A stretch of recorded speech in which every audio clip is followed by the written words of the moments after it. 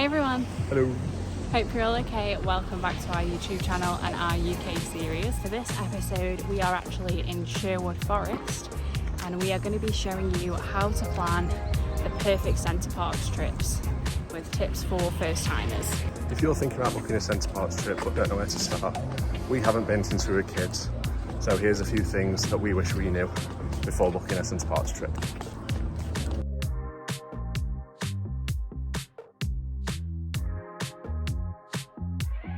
If you're thinking about booking Center Parcs for the first time, stop scrolling for a second, because there are so many things we wish we knew before coming here. And trust us, some of them could save you a lot of time and a lot of money. So today we're showing you exactly how to plan the perfect Center Parcs trip without the stress. So whether you've already booked or you're just thinking about it, this video will help.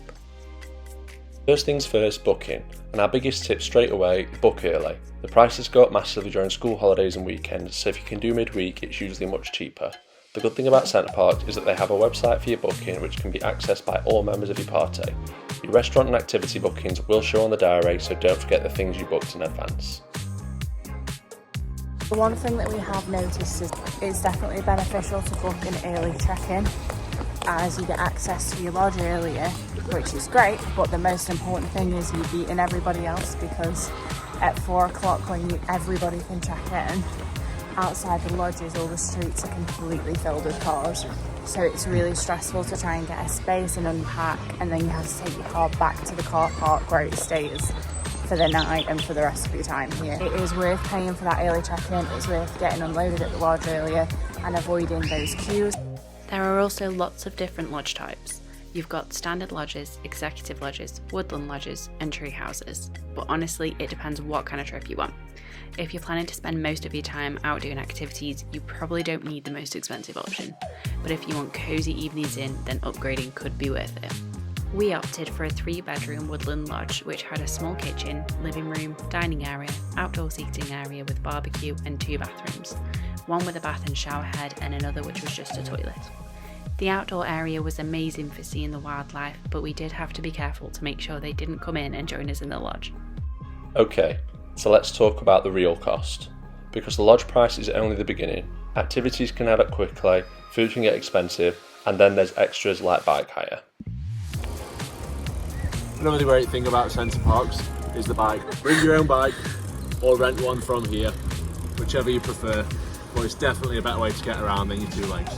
The park is huge, and cycling everywhere honestly it makes the whole experience better.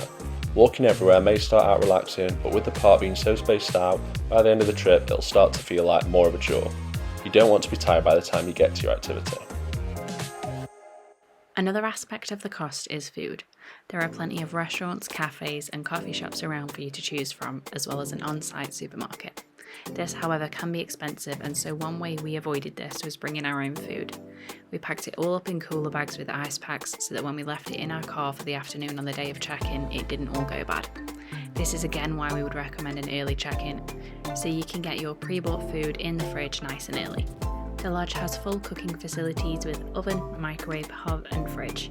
We will say that the fridge in the lodge was a very small one for 6 people to share. Definitely factor that in when you're packing your food. We visited in April and bookings for these activities are back to back, so there's always been someone on before us and after us. And we looked about a month beforehand for these bookings. There is availability to book activities while you are here for some of the activities, the less popular ones, but the time availability will differ and you will struggle.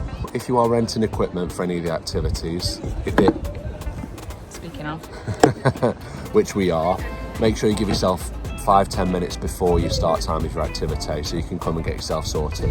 Our advice would be plan enough so you don't miss out, but don't overplan every second, because part of the fun is just relaxing. There's plenty of activities to choose from like archery, badminton, mini golf, spa treatments, aerial adventures and much, much more. Take a look on the website before your trip to pick some of your favourites. Now let's talk packing, because there are a few things you really don't want to forget. Number 1, make sure you pack a bag or handbag spare on your first day to go swimming. You can arrive at Center Parcs from 10 AM on your check-in day, and one way to occupy your time before you check into your lodge is to go swimming. Pack a spare bag which is easy to grab with your swimwear, towels and flip-flops. That way you make the most of your first day here. The lodges and lockers are accessed via your wristband, which you receive upon check-in.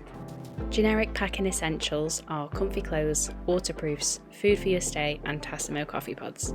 The lodges are kitted out with Tassimo coffee machines, so make sure you bring some pods so you can enjoy a nice cuppa in the morning from the comfort of your own place. One thing that we recommend is on your last day, maybe head to the country club as your last activity. If you want a little bit of peace, you can walk around the lake to get here. There is a little play area for the kids, outdoor and indoor, but you get away from the hustle and bustle of the plaza and the main square, as everyone who's leaving kind of congregates there, and everyone who is arriving ready for the next booking also stays there as well. So getting up this far corner at the country club gets you away from it all, and it's very, very peaceful. So we hope that is some useful tips and info for your first time at Center Parcs. We've had a really great trip and would definitely recommend to anyone who loves the outdoors or loves to be active. Don't get me wrong, we hit it hot with the weather. Might not always be that way, but there's plenty of activities indoors and out to keep you busy regardless of what the weather's doing. So that's all from us for this one. Thank you all for watching, and we'll see you again very soon for the next one.